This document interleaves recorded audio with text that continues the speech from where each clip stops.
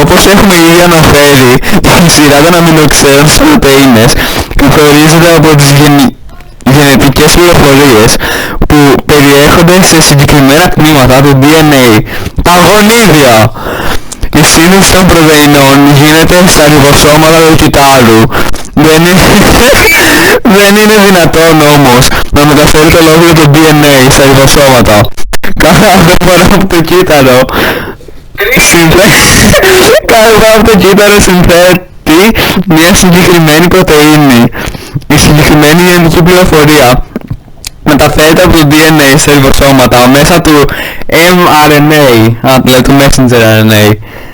Κάθε φορά δηλαδή που απαιτείται η σύνθεση μιας πρωτεΐνης, το τμήμα του DNA που φέρει την πληροφορία για τη σύνθεση της αρχικά μεταγράφεται σε mRNA.